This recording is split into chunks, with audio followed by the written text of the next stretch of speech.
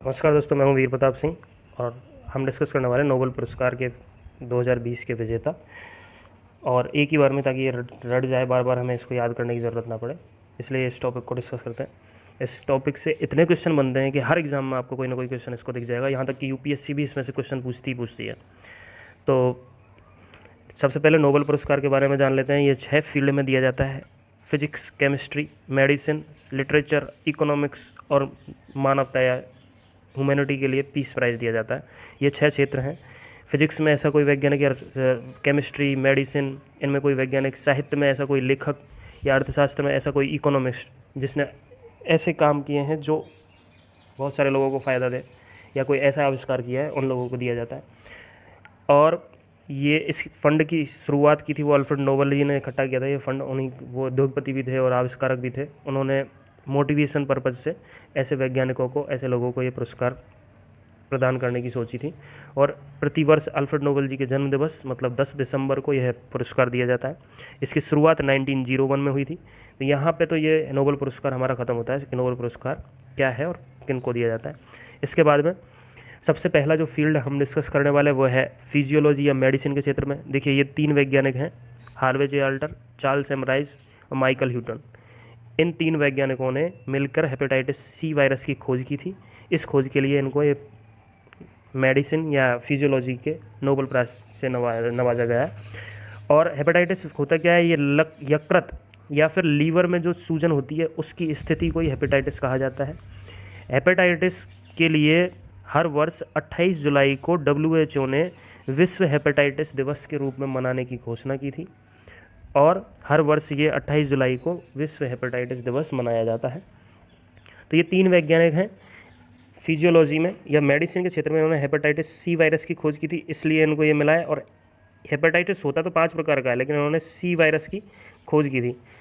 ABCDE और F ये type हैं जो इन हेपेटाइटिस के हैं। इनमें से ये सी वाला है, इसके वायरस की खोज इन तीनों वैज्ञानिकों ने की थी।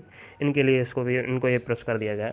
ठीक है, तो ये 3 वैज्ञानिक हैं। तो ABC ऐसे, या सी है वो तीसरे नंबर का है, तो 3 वैज्ञानिकों ने किया था। ठीक है, जिनको ये पुरस्कार दिया गया। इस तरह से इसको याद रख लेंगे। और एक और तरीका है इनके नाम को याद रखने के लिए कि जब माई ने चावल काटे तो टनों में पैदा हुए, चावल काटे तो टनों में पैदा हुए। तो देखो, माइकल ह्यूटन माई से, चावल राइस बाद में नाम आता है राइस, और ह्यूटन का टन ले लिया तो टनों में पैदा हुए। तो ठीक है, इन तीनों के नाम यहाँ से याद हो जाएंगे। और 3 कैसे याद रहेंगे कि 3 लोगों को मिला है, तो ये हेपेटाइटिस सी वायरस से आपको पता चलेगा, जिसकी खोज 1982 में की गई थी। ठीक है, अगला आता है हमारा भौतिकी, फिजिक्स के क्षेत्र में। फिजिक्स के क्षेत्र में भी 3 लोगों को मिला है: रोजर पेनरोज, रेनहार्ड गेंजल और एंड्रिया गेज। इन तीनों ने क्या किया कि मिल्की वे जो हमारी आकाशगंगा है उसमें एक बहुत बड़े ब्लैक होल को देखा, ब्लैक होल की परिकल्पना की। ये देखा नहीं इन्होंने, क्योंकि ये देख नहीं पाया, क्योंकि ब्लैक होल से कोई भी प्रकाश वापस नहीं आता। एक बार प्रकाश भी वहाँ पर चला जाता है तो वो वापस नहीं निकलता। तो ब्लैक होल के पास में इतनी ज़्यादा ग्रेविटेशनल फोर्स होता है, ग्रेविटी इतनी ज़्यादा होती है उसकी कि वो हर चीज़ को एब्जॉर्ब कर लेता है। तो इस जो ये ब्लैक होल है, इसके बारे में कहा, इन्होंने बताया कि ये लगभग सूर्य से 4 मिलियन गुना अधिक वजनदार है। सूर्य से 4 मिलियन गुना अधिक वजनदार। सोच के देखिए कि सूर्य से भी 4 मिलियन गुना अधिक वजनदार। मतलब हमारा जो सौर मंडल है उसमें उनको मिला के और फिर उसको 4 मिलियन से गुना कर दें, तब जाके इसके जितना वजन होगा उनका। फिर इसका आकार कितना है? अगर ये इतना वजनदार है तो इसका आकार भी बहुत बड़ा होना चाहिए। लेकिन दोस्तों, इसका आकार हमारे सौर मंडल के आकार का भी लगभग 1 क्षेत्र तक सीमित है। आकार में ये बहुत कम होता है और इसी वजह से इसकी ग्रेविटी बहुत ज़्यादा होती है। और इतनी अच्छी ग्रेविटी होने के कारण ये प्रकाश को बाहर नहीं निकलने देता अपने अंदर आने के बाद में। इसी वजह से कोई भी वैज्ञानिक अब तक देख नहीं पाए थे कि ब्लैक होल आखिर दिखता कैसे है। और जब देख नहीं पाए तो प्रकाश से तो देख नहीं पाएंगे, तो इसके लिए क्या किया, एक परियोजना शुरू की थी जिसका नाम है इवेंट हॉरिजन टेलीस्कोप परियोजना। और इस परियोजना में क्या किया वैज्ञानिकों ने कि 8 ऐसे दूरबीन अलग अलग स्थानों पर, जैसे अंटार्कटिका में रख दिया, तो एक रख दिया USA में, 2 USA में रख दिया, ऐसे ऐसे विश्व के अलग अलग स्थानों पर वो टेलीस्कोप रखे और उनके द्वारा जो रेडियो तरंगें थीं उनको ऑब्जर्व किया, और उनको ऑब्जर्व करने के बाद में ये जो ब्लैक होल है उसकी फ़ोटो कैप्चर करने में कामयाबी हुए। तो सबसे पहला जो फ़ोटो थी वो इस इवेंट हॉरिजन टेलीस्कोप परियोजना के बाद में ही हमें प्राप्त होती है। और गुरुत्वाकर्षण तरंगों का निर्माण, इसके बारे में भी जान लो कि जब एक ब्लैक होल दूसरे ब्लैक होल के आसपास चक्कर काटते हुए एक दूसरे में मिल जाते हैं तब गुरुत्वाकर्षण तरंगे हैं उनका निर्माण होता है। तो दोस्तों, ये हो गया हमारा ब्लैक होल, और ये हो गया फिजिक्स के क्षेत्र में पाने वाले हमारे तीनों वैज्ञानिकों के नाम। अब ब्लैक होल के बारे में जान लें कि ब्लैक होल का जो नाम था वो सबसे पहले जॉन आर्चीबाल्ड व्हीलर थे। उन्होंने 1960 के दशक के मध्य में, 1960 या और 70 के बीच में, 65 या 64 में इस शब्द का इस्तेमाल किया, क्योंकि ये जो भी हमारा स्पेस है उसमें एक हॉल की तरह, ब्लैक काले हॉल की तरह दिखता है कि सब कुछ वहाँ पे जा रहा है, कोई भी चीज़ आ नहीं रही, तो इसलिए इसको नाम दे दिया ब्लैक होल। ठीक है, अब जो इसको इन नामों को याद करने का ट्रिक है वो मैं आपको बता देता हूँ कि जब हमारी फिज़िक्स की लैब हुआ करती थी तो जो हमारा टीचर था वो हमें बोलता था कि फ़िज़िक्स के लिए गेज होते हैं मापी कि ये मीटर गेज है या फिर इस टाइप के। तो वो जो टीचर था वो बोलता था कि रोज़ रोज़ गेज लेके आओ, ऐसे रोज़ रोज़ गेज के बारे में बताता था, गेज लेके आओ। तो देखो, रोज़ रोज़ से हो जाएगा हमारा रोजर पेनरोज, और गेज और गेंजेल ये दोनों के नाम सिमिलर से हैं, तो इनका भी आपको नाम याद रह जाएगा, रोज़ रोज़ गेज लेके आओ। ठीक है, अब अगला आता है हमारा, ये देखो इवेंट हॉरिजन ने ये जो भी फ़ोटोज़ हैं वो रिलीज़ की थी, और इन फ़ोटोज़ के बाद में हमें पहली बार ब्लैक होल की तस्वीरें प्राप्त हुई। अब एक फील्ड और बच जाता है कि नोबेल प्राइज़ जो होता है वो मैथ्स में नहीं दिया जाता। मैथ्स के लिए एक अलग पुरस्कार होता है जिसको बोलते हैं हम एबल प्राइज़। ठीक है, तो ये एबल प्राइज़ है क्या? एबल प्राइज़ दिया जाता है मैथ्स में, जैसे नोबेल प्राइज़ दिया जाता है वैसे ही एबल प्राइज़ मैथ्स में दिया जाता है, और इसके ये भी हर वर्ष दिया जाता है। तो 2020 में एबल प्राइज़ के विजेता कौन है, आपको इसका आंसर कमेंट बॉक्स में देना है। ये 4 ऑप्शन है आपके, इन 4 ऑप्शन में 2 वैज्ञानिक ऐसे हैं जिन्होंने ये पुरस्कार जीता है, उनके नाम और ऑप्शन आप कमेंट बॉक्स में कमेंट करके बताएं। और ये चैनल सब्सक्राइब कर लें फॉर द फर्दर वीडियोज़ और क्वेश्चन सीरीज़। देखो क्वेश्चन सीरीज़ भी स्टार्ट करेंगे हम आगे। अब तीसरा फील्ड आता है रसायन विज्ञान के क्षेत्र में। रसायन विज्ञान के क्षेत्र में ये 2 वैज्ञानिक हैं, इमैनुअल कारपेंटियर और जेनिफर एडोडना। ठीक है, ये 2 वैज्ञानिक हैं। इन्होंने, ये इमैनुअल कारपेंटियर है, ये फ्रांस की हैं, और जेनिफर एडोडना ये हैं अमेरिकन। तो इन दोनों को ये मिला है पुरस्कार केमिस्ट्री के फील्ड में, रसायन विज्ञान के क्षेत्र में। देखो ये केमिस्ट्री के बारे में ये नाम याद करवा देता हूँ कि केमिस्ट्री बोलते हैं हम, जैसे ही कभी कपल्स देखते हैं या कुछ देखते हैं तो हम बोलते हैं कि यार केमिस्ट्री अच्छी है, उन दोनों की आपस में समझ अच्छी है।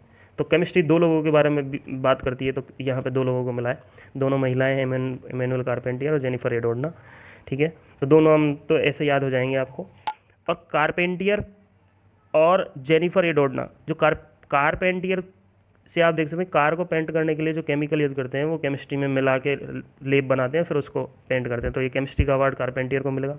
जेनिफर एडोडना ये भी, ये देखो दूधना टाइप से है, तो वो भी एक केमिस्ट्री का सॉल्यूशन होता है, उससे भी आप ये याद रख सकते हैं। तो इमैनुअल कारपेंटियर और जेनिफर एडोडना। ठीक है, इन्होंने किया क्या था आखिर? तो इन्होंने एक तकनीक थी जिसको बोलते हैं क्रिस्पर तकनीक, जिसकी खोज हुई थी 2012 में। और ये तकनीक बोलती है कि जीन एडिटिंग करके या डीएनए एडिटिंग करके हम किसी भी जीव के आनुवांशिक जो भी बीमारियां हैं या यहाँ तक कि कैंसर भी है तो भी हम उसको ठीक कर सकते हैं क्रिस्पर तकनीक की सहायता से। तो फिर डीएनए एडिटिंग के लिए आवश्यकता क्या पड़ेगी? क्या हमें जो डीएनए होगा, जो डीएनए की संरचना है, उस डीएनए में से कुछ ऐसा पार्ट होगा जहाँ पे वो विकृत है, तो उसको काट के दूसरा पेस्ट करने के लिए कुछ ऐसा मटेरियल चाहिए। तो उन्होंने ये क्रिस्पर Cas9, जिसको आणविक कैंची बोलते हैं, जेनेटिक सीजर, क्रिस्पर Cas9 की खोज की थी इन दोनों महिलाओं ने, इन दोनों वैज्ञानिकों ने, जिसके लिए इनको यह पुरस्कार दिया गया। ठीक है, इसके बाद में आते हैं हम शांति पुरस्कार पर। नोबेल पीस प्राइज़, नोबेल की शांति के क्षेत्र में ये पुरस्कार दिया गया विश्व खाद्य कार्यक्रम को। ये एक UN जो हमारा है संयुक्त राष्ट्र, उसकी एक शाखा है, उसकी एक समिति है जो एक काम करती है इसमें।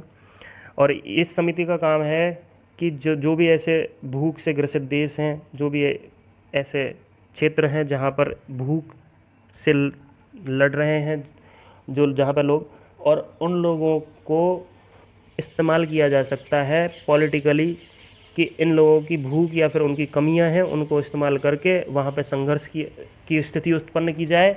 तो उन चीज़ों से निपटने के लिए ये काम करती है कि ताकि ऐसा कोई भी समस्या नहीं आए। तो इस दिशा में इन्होंने काम करते हुए विश्व के 88 देशों में 97 मिलियन लोगों को सहायता उपलब्ध करवाई थी इन्होंने 2019 में। तो इन्हीं के मतलब इस काम के लिए ही इनको नोबेल पीस प्राइज़ मिला है।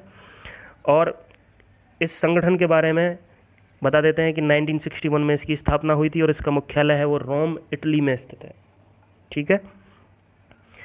भारत में कब से काम कर रहा है कि भारत में 1961 से ही ये काम कर रहा है। और भारत का जो पीडीएस सिस्टम है, सार्वजनिक वितरण प्रणाली, जिस पे ये गेहूँ चावल वगैरह मिलते हैं, जिसका नाम बदल के टारगेटेड पीडीएस सिस्टम कर दिया, पब्लिक डिस्ट्रीब्यूशन सिस्टम, लक्षित सार्वजनिक वितरण प्रणाली, उस पे ध्यान केंद्रित करता है कि उसमें क्या क्या सुधार किए जा सकते हैं, उसके बारे में ये सजेशन देता है, टेक्निकल सपोर्ट देता है, यहाँ तक कि ये अपना एडमिनिस्ट्रेशन तक वहाँ पे करने के लिए, मॉनिटर करने के लिए छोड़ देता है कि आप देखिए, आप इनकी मदद के लिए।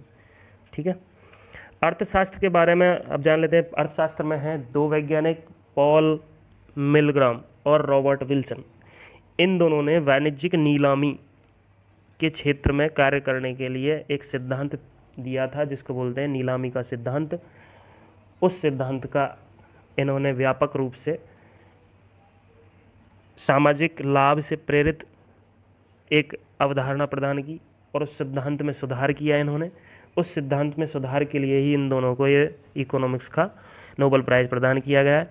अब ये सार्वजनिक जो नीलामी सिस्टम है, कॉमर्शियल ऑक्शन, कि ये कैसे होना चाहिए। जैसे कि जब भी कोई सरकारी कंपनी या सरकार का कोई अंग ऐसी नीलामी करता है तो उसमें सिर्फ प्रॉफिट को देख के काम नहीं करना चाहिए। ये बोलते हैं ऐसे कि बजाय अधिकतम राजस्व के ये व्यापक सामाजिक लाभ पर ध्यान देना चाहिए कि समाज को किस तरह से ज़्यादा लाभ मिलेगा। अगर कोई स्कूल है, अगर स्कूल में से कोई सामान है वो ऑक्शन में रखें तो किस वर्ग को देना चाहिए, वो किस को प्रेफर करना चाहिए, कहाँ पर देना चाहिए। तो ये सिद्धांत है वो ऐसी नीलामी के सिद्धांत में सुधार के लिए इनको दिया गया है। और नीलामी के जो पुराना सिद्धांत है उसमें इन्होंने सुधार किया था। इस पुरस्कार के बारे में देखो, ये इसकी शुरुआत स्टार्टिंग से 1901 में नहीं हुई थी। अर्थशास्त्र पुरस्कार की शुरुआत अर्थशास्त्र के फील्ड में वर्ष 1969 से शुरू की गई थी। ये नोबेल प्राइज़ पहले नहीं था, पहले 5 ही फील्ड में दिया जाता था। 1969 से ये इस इकोनॉमिक्स के फील्ड में भी दिया जाने लगा। और ये जो स्वेरिजेस रिक्सबैंक है, ये स्वीडन का केंद्रीय बैंक है, स्वेरिजेस रिक्सबैंक। ठीक है, तो इसके द्वारा दिया जाता है ये। और इन्होंने भी यही बोला कि ये अल्फ्रेड नोबेल जी की याद में ही दिया जाता है ये भी नोबेल पुरस्कार। और इसकी शुरुआत ये याद रखना 1969 में हुई थी, ये इंपॉर्टेंट है। तो इन दोनों नामों को कैसे याद रखना है, इनके लिए देखो, अर्थशास्त्र इकोनॉमिक्स डील करती है हमारे जो भी ऐसा इंडस्ट्रियल सेक्टर है या फिर मिल्स हैं या फिर जो भी प्रोडक्शन है, मैन्युफैक्चरिंग डिपार्टमेंट है, उनसे डील करता है। इकोनॉमिक्स कैसे ज़्यादा प्रोडक्शन हो, इकोनॉमिकली कैसे हमारे देश को अच्छा बनाया जाए। तो देखो, मिलग्राम नाम से मिल आ रहा है, ठीक है, इकोनॉमिक्स के फील्ड में दिया है। और रॉबर्ट विल्सन, विल, ठीक है, मिल में रहोगे तो मिल में जो कौन काम करने जाते हैं, जिनकी खुद की विल होती है, खुद की इच्छा होती है, तो विल, ठीक है।